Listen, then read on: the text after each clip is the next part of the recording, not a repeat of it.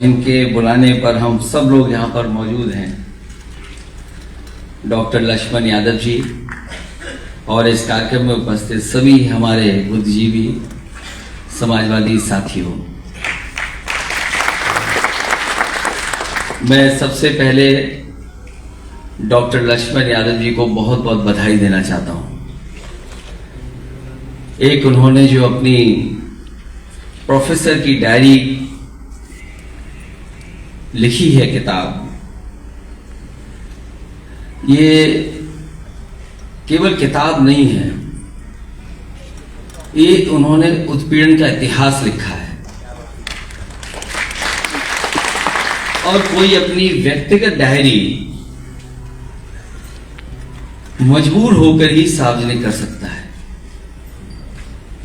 जहां प्रोफेसर की डायरी में शिक्षा व्यवस्था का काला चिट्ठा उन्होंने खोला है, वहीं कम से कम सरकार को श्वेत पत्र जारी करना चाहिए। और मैं इस बात को मानता हूं कि ये किताब केवल हम लोगों ने नहीं खरीदी है, ये किताब जो प्रभुत्ववादी हैं उन्होंने भी छिप करके खरीद करके पढ़ी होगी और वो सोच रहे होंगे कि उनकी कितनी पोल खोली गई है। मैं इनको इस ऐसी किताब के लिखने पर बहुत बधाई देना चाहता हूं। मेरे से पहले सभी वक्ताओं ने अपनी बात रखी है और बहुत जानकारी के साथ साथ एक लंबी लड़ाई के तरफ इशारा किया है।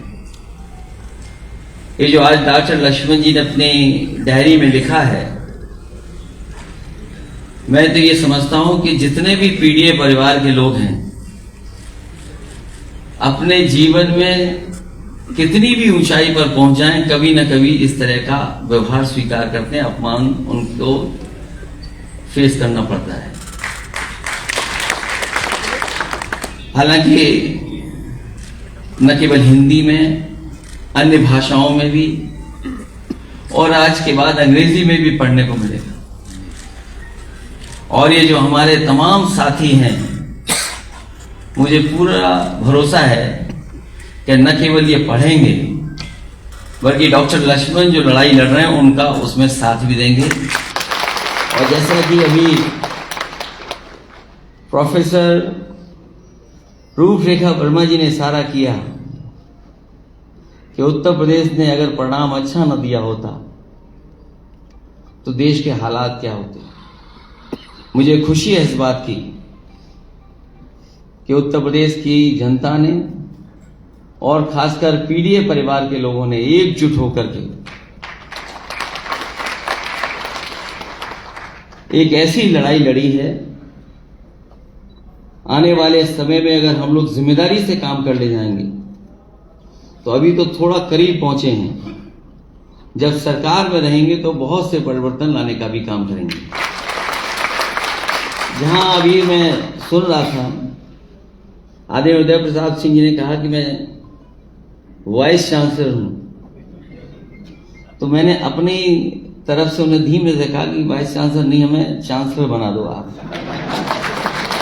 मैं आपको भरोसा दिलाता हूं कि न केवल वाइस चांसलर और चांसलर जो अपॉइंट होते हैं, जिन संस्थाओं में जो लोग बैठे हैं वो एक विचारधारा के लोग बैठे हैं, जो अपॉइंट करने वाले वो एक विचारधारा एक रंग के लोग हैं, और जब वो जब संस्था में पहुंच जाते हैं जिसको अपॉइंट करते हैं वो भी अपने ही हिसाब से अपने से मिलते जुलते को अपॉइंट करते हैं।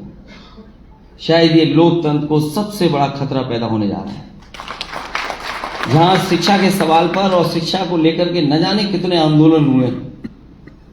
हमारे कितनी पॉलिटिकल पार्टी के लोगों ने समय समय पर न जाने कितनी बातें कही, और सच्चाई भी यह है कि देश वही तरक्की किए हैं जिन देशों में शिक्षा का स्तर बेहतर हुआ है या सबको शिक्षा बराबर मिली है। इधर देखने को मिलता है कि सबसे ज्यादा हमला अगर किसी संस्था पर हो रहा है तो वो कॉन्स्टिट्यूशन बॉडीज के साथ साथ सबसे ज्यादा हमला इस सरकार में अगर किसी पे हुआ है तो हमारी शिक्षा की संस्थानों पर हुआ। जहां अभी प्राइवेट यूनिवर्सिटियां आ रही हैं, वहीं सुनने में ये भी आ रहा है कि अब तो विदेश की यूनिवर्सिटी भी भारत में आ जाएंगी। जब हम प्राइवेट यूनिवर्सिटी में कहीं नहीं खड़े हैं, सरकारी यूनिवर्सिटियों में हम कहीं नहीं खड़े हैं, तो सोचिए जो विदेश की यूनिवर्सिटियां आ जाएंगी तो हम कहां खड़े दिखाई देंगे। इसलिए लड़ाई बड़ी है, जो हजारों साल से हमारी चलती आई है, उस पर कभी न कभी विराम तो लगेगा ही। हमें उम्मीद है कि जिस तरीके से पीडीए परिवार एक हुआ है और इंडिया गठबंधन के साथ खड़ा हो गया, और इंडिया गठबंधन और पीडीए की रणनीति ने जिस तरीके से मुकाबला किया है, हमें पूरा भरोसा है कि इसी रास्ते पर अगर हम लोग चलेंगे तो आने वाले समय में हम लोग कामयाब होंगे। और जो कुछ डॉक्टर लक्ष्मण यादव जी के लिए हुआ है, अभी तक तो उन पर बंदिश थी, पढ़ाने का समय था, लेकिन अब आजाद हो गए आप। अब आपको किसी बंदिश में कोई बांध नहीं सकता है। अब आप आजाद हैं और हमें पूरा भरोसा है कि आवाज आजाद रह करके जो आपके ऊपर गुजरा है उसकी लड़ाई लड़ेंगे। हम लोग साथ हैं, आपके पूरे सम्मान के साथ आपको आगे बढ़ाने का काम करेंगे। इन्हीं शब्दों के साथ आए हुए तमाम साथियों का बहुत बहुत धन्यवाद देता हूं। इस किताब के माध्यम से जो जानकारी दी है आपने, जो आपने संघर्ष के बारे में बताया है, और जिस तरीके से संस्थाओं में जो कुछ चल रहा है, शायद ही कभी ऐसा हुआ होगा जो आज संस्थाओं में हो रहा है। हमें उम्मीद है कि आने वाले समय में संस्थाओं को भी सुधारने का काम होगा। बहुत बहुत धन्यवाद।